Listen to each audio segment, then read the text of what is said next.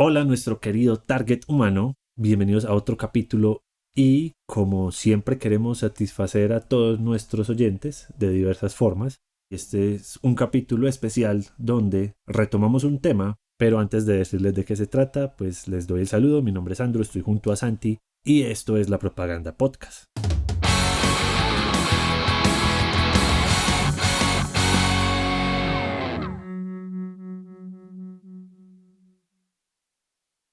Hola a todos, gracias por escucharnos nuevamente. Mi nombre es Santiago, estoy aquí con mi amigo Andrew y como él lo mencionaba, vamos a darle continuación a un tema que habíamos dejado en el área.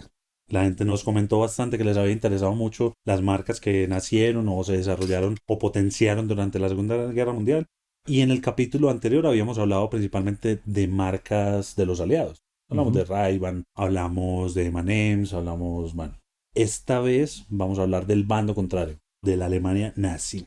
Entonces, Andrew, vamos a empezar con una pregunta ultra filosófica y difícil. ¿Jabones? No. De judíos. ¿Adidas o Puma? Yo creo que me voy más por el estilo de Adidas, me gusta más el corte. Claro Ok. que uno aquí en Colombia encuentra mucho el Adadis. Adadis, el Ardidas y Sí. el Pumba, nuestros queridos productos que podrán entrar en otro capítulo de Claro. las réplicas, marcas réplica. Marca réplicas que también puede ser una continuación excelente de los gemelos malvados chinos o réplicas en general. Pero me quedo con Adidas. Te quedas una de ellas. Se usa más la marca Las Tres Rayas. Las tres rayitas. Perfecto. Te cuento una historia rápidamente. Y es que estas marcas pertenecían a dos hermanos alemanes que se llaman Adolf y Rudolf Dassler. Ok, o sea, fuera de que tú eran tocayos, Mm, los Adolfs, Los por ahí. Adolf y Rudolf. Lo importante era terminar en F. Eso es F en el chat. eso es lo que le da el nazi. Exacto. Ellos tenían una empresa de fabricación de calzado, de confección de calzado, como se denomine, y pertenecían de hecho al partido nazi. Uno de los hermanos dijo, bueno, esta vaina no me está gustando como da mucho, me parece como un poquito intensos ustedes, que fue Rudolf. Uh-huh. Se fue de reno. Se renunció a trabajar con el viejo Santa. Exacto.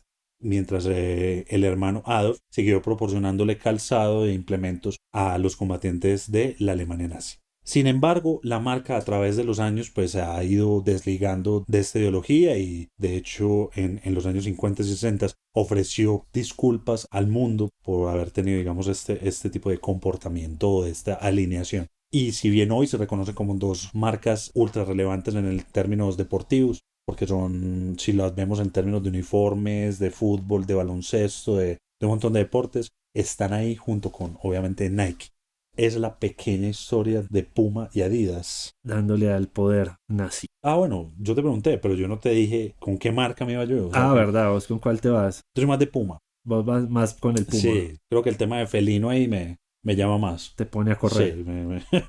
Bueno, y ahorita mencionabas un tema muy puntual, el tema de los uniformes de Adidas. Y creo que aquí es una buena oportunidad para enlazarlo con... Hablando de uniformes. Hablando de uniformes, hablamos de los uniformes de la SS. Ok. Y fueron desarrollados por un querido amigo llamado Hugo Boss. Hugo el jefe. Hugo el jefe, que no solo fabricó en la Segunda Guerra Mundial los uniformes de este grupo de la SS, sino también que generaba ropa para la juventud hitleriana, un estilo de moda. Entonces ahí tienes a todos tus pequeños nazis con estilo y elegancia desfilando por las calles alemanas con el Hugo Boss pues marcado.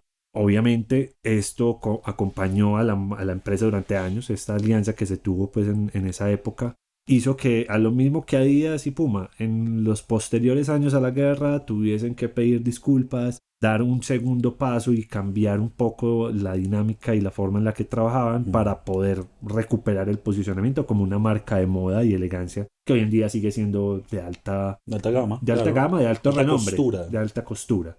Cada hilo Claro. hecho por un judío. O de un judío. O de un judío. Bueno, vos me hablas de alta costura y yo te hablo de fotografía. Vamos a hablar de Kodak. Hablar de Kodak me trae un poquito de nostalgia porque me acuerdan las épocas de la universidad cuando, el caso digamos, Kodak. Claro, era con cámara tipo reflex, de rollo, todo el asunto. Entonces me acuerdo que los rollos que más se vendían acá principalmente eran Kodak. Incluso de 400 de ISO, 100 de ISO eran los que más se utilizaban. Exacto. Incluso Kodak tendrá que tener su capítulo especial y creo que todos los que hemos estudiado marketing, publicidad, diseño también. Diseño, audiovisuales, producción. En algún momento habrán escuchado hablar del caso Kodak. Claro. Entonces será un tema que posteriormente vamos a tocar. pero... Que si lo juntas caso con coda, quedaría como codazo.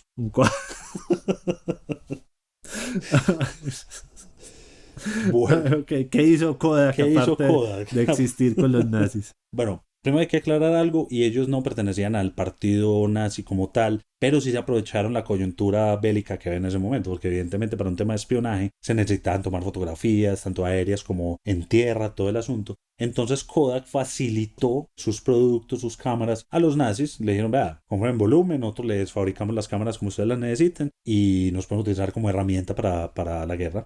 Si bien años después, obviamente como casi todas estas marcas, es que hablamos de Volkswagen, hablamos de Porsche, hablamos de un montón de marcas que ya más adelante también especificaremos cuáles. Todas estas marcas tuvieron que hacer un retroceso después de todo lo que pasó, después de todo lo que aconteció. Si bien hablamos más adelante de las conclusiones que esto nos deja en términos de marketing y comunicación, mencionemos la siguiente marca. Bueno, aquí entra una marca que está como en el limbo de pronto del misterio y de los rumores, pero se dice que IBM tuvo una participación con los nazis durante 12 años, en los que los apoyaron con temas de tecnología y desarrollo tecnológico puntualmente. Según IBM, ellos no sabían para qué era utilizada la tecnología y los desarrollos que le suministraron a los nazis, lo cual de pronto es un poco como, raro. Sí, lavarse las manos de una forma como tal. Yo no sé, yo le entregaba eso y ya él miraba qué hacía ya. Me decía que necesitaba unos tubos, que soltaran gas y que se implementaran en unas cabinas. Entonces nunca preguntamos para qué. Pero... No, y más que estás hablando que es una empresa que desarrolla productos tecnológicos, o sea, hay una inteligencia tecnológica en eso. Entonces, a ver. Sí, obviamente un desarrollo tecnológico sin tener claridad de su uso o su objetivo, pues no es tan fácil de creerlo. Exacto. Tenemos que tener claro que, en cierta forma, la Alemania nazi tuvo unos avances tecnológicos muy fuertes por la cantidad de experimentación que ellos desarrollaban continuamente, lamentablemente a costas de la vida y la salud de muchas personas. Sí, pero, poco éticas sí, las prácticas que realizaron. Poco éticas sus prácticas, pero que dieron paso a una cantidad de avances y desarrollos tecnológicos que hoy en día siguen siendo vigentes o han ido mejorando y evolucionando, pero que fueron partida para mucho de lo que hoy se utiliza en el día a día. Absolutamente. Entonces es muy particular escuchar que IBM estuvo ahí participando en el desarrollo, pero como quien dice, haciéndose los de la vista gorda y yo entrego y no pregunto. Claro, es como decir, es que como la marca Familia, a alguien le compra toneladas de papel higiénico, yo no sé para qué lo usan, no tengo ni idea, pero yo se los vendí. Sí, eso ya cuando no preguntan y solo van por el dinero, claro, la cosa pasa rara. Sí, no queremos pues ponernos aquí como a juzgar a nadie de ninguna compañía, igual esto pues tiene, digamos, mucha tela por cortar en diferentes ámbitos, pero sí es un poco extraño la forma en cómo se excusaron años después. Hablando, excusado esa gente. hablando de desarrollos, en este caso automovilísticos, la marca BMW o BMW, que es propiedad o fue propiedad de uno de los clanes más poderosos de Alemania, que de hecho pertenecieron al partido, estos sí fueron con medallita y todo, con carnet y todo. O sea, aquí sí vamos de una. Desarrollo directo. Exacto. Y participación total. Y participativo y... Esos asientos forrados en cuero. Cuero de mano de obra esclava.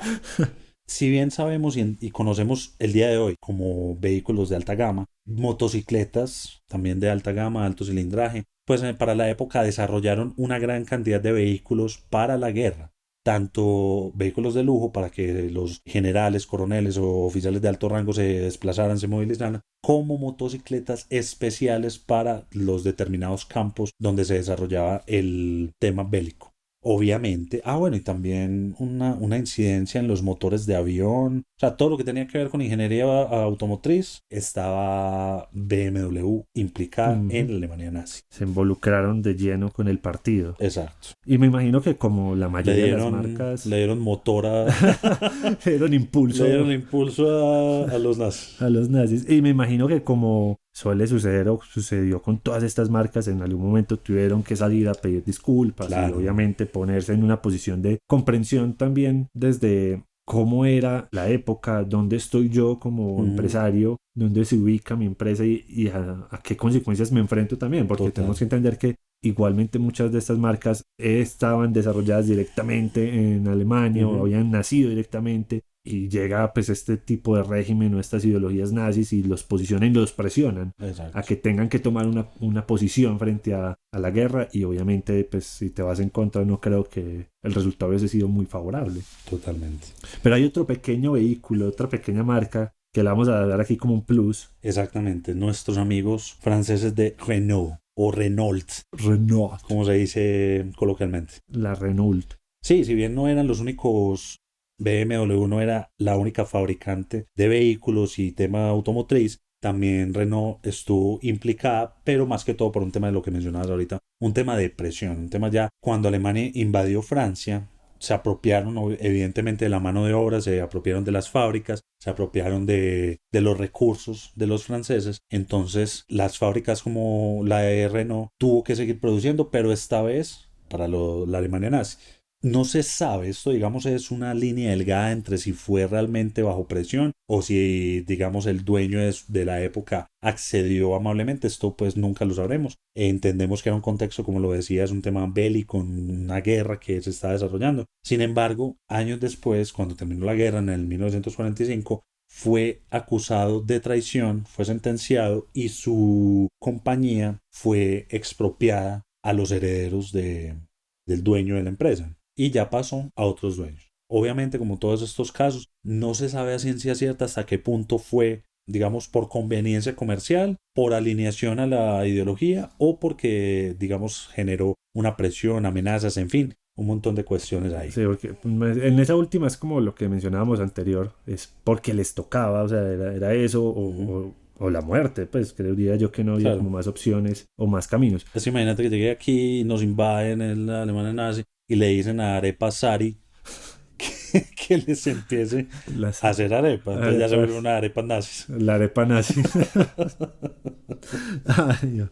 Pero bueno, yo creo que ahora pasamos una de las marcas que más rumores ha tenido alrededor de su participación, también del mundo de la moda, es Chanel, ya que se ha desarrollado un proceso de investigaciones alrededor de que la diseñadora participó como un agente secreto para el barón Hans Gutter, ay perdón mi alemán, Nine.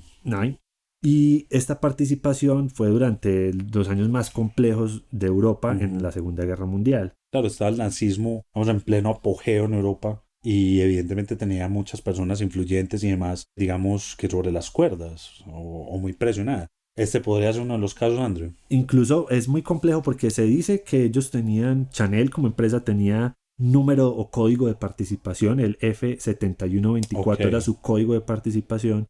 Coco Chanel, la diseñadora, tenía un cargo muy alto, era un oficial de inteligencia alemana y se dice que tuvo relaciones amorosas con alguien de estos niveles altos del ejército nazi, ¿cierto? De todas formas se presume, parte de los rumores o de toda esta historia tan peliculera que no entiendo, no sé si existe película de Coco Chanel, de más que debe haber alguna por No ahí. confundir con la de Pixar. Sí, otro Coco. Claro. Porque yo creo que sería muy interesante ver cómo esta mujer, bajo el rumor de que ella se infiltró a ser una agente, era para lograr liberar a uno de sus sobrinos de los campos de concentración. Es que es tremenda novela. Y para darle un tercer giro a la historia, plot twist, un plot twist del plot twist. O sea, eso es que se llama esta novela famosa, la que tanto joden, pues La Rosa de Guadalupe. Sí. Aire de la Rosa. O un Tarantino escribiendo esto con plot twist. Para darle el giro a la novela extra, se sospecha que no solo era el sobrino, realmente era un hijo de ella. Entonces, digamos, podría ser comprensible hasta cierto punto que ella hubiese tomado un papel, digamos, de participación activa, de haber estado involucrándose incluso a niveles amorosos con otros personajes nazis, para llegar a tener la capacidad de sacar a su hijo de estos campos de concentración. Obviamente, pues, esto queda todo en historias, en rumores, no hay forma ahora de saber. Yo creo que la señora Coco Chanel ya está más embalsamada. Está más allá que acá, sí. Sí, yo creo que ya no hay de qué hacer con ella un vestido. Pero la marca obviamente continúa. Sí. Ese último fue muy cruel. La marca aún existe y obviamente años posteriores a la guerra, como todas las marcas, salió a pedir disculpas, a dar su historia o su versión de la situación. entender que la posición que tomaron también era debido a lo que estaban viviendo y que están en contra de todo lo que se desarrolló o pasó en estos espacios. Entonces, digamos que fue otra de las marcas que pasó con fuerte impacto a Y nivel. que si hacemos un repaso, casi todas las marcas a día de hoy siguen operando, siguen siendo multinacionales o transnacionales, por decir la mayoría. Entonces creo que si bien pudieron haber tenido un impacto a nivel social, seguramente mucha gente se ofenderá por el tema de que participaron en la Segunda Guerra. Yo creo que ya estas personas que fueron quienes participaron o quienes aportaron para el régimen nazi, pues evidentemente ya no están. Sí, sería muy complejo Sí. pues todavía contar con uno de ellos por aquí rondando. Exacto, entonces creo que las compañías entendieron, porque este es el debate que me gustaría abrir y pues si nos quieren dejar en comentarios en las redes y demás, es el comentario que me gustaría abrir. Uno, deben ser cancelables estas marcas por esas razones, por participar en la guerra, ya bien sea por alineación dentro de la ideología o por presión o lo que sea. Y la número dos, porque quiero conocer tu opinión, Andrew, ¿cuál debe ser el rol de las marcas en un conflicto bélico? Yo creo que hay una posición compleja a tomar, de todas formas es difícil, pero hay que entender dos puntos. Primero, el contexto. Hablamos de una época donde todavía habían ciertos temas éticos, morales o ciertas políticas empresariales que, digamos, dificultaban la toma de decisiones para la participación pro o contra ante una situación como esta. Y como los he mencionado, muchas veces era los dueños de las empresas, los creadores de esas marcas, seguían estando a la cabeza de ellas, no eran empresas, sí eran grandes, pero de pronto no tenían la magnitud que tienen ahora o la estructura que tienen ahora. Entonces, sí, la amenaza de muerte o la posible destrucción de su marca, de su empresa, era muy real, entonces esto lo lleva a tomar posiciones. Y eso es un tema que, digamos, al hoy podemos empezar a notar por la situación que se está viviendo actualmente entre Ucrania y Rusia, cómo las empresas sí toman posiciones Han tomado muy una firmes. posición. Porque hay otro factor que entra a jugar y es que hay más ojos en ellas. En ese momento, en esos años, digamos, pues la comunicación y la parte mediática y el cómo era vista una marca entre las personas, pues no, de pronto no era como tan relevante. En ese entonces existían una o dos empresas de un rubro y la competencia era ver quién vendía más. Hoy en día hablamos de que el goodwill, el lograr un posicionamiento, el que la marca sea reconocida, que las personas tengan una buena percepción de ella, empiezan a jugar. Entonces, el qué posición tomes puede definir de una forma radical el futuro de tu empresa. Absolutamente. Las acciones pueden subir, pueden caer, la gente te puede cancelar, como lo estábamos mencionando ahora, o te puede apoyar. Y ya hemos notado como las marcas en este conflicto bélico actual han tomado posiciones de alejarse e incluso dejar de vender o distribuir sus productos en Rusia.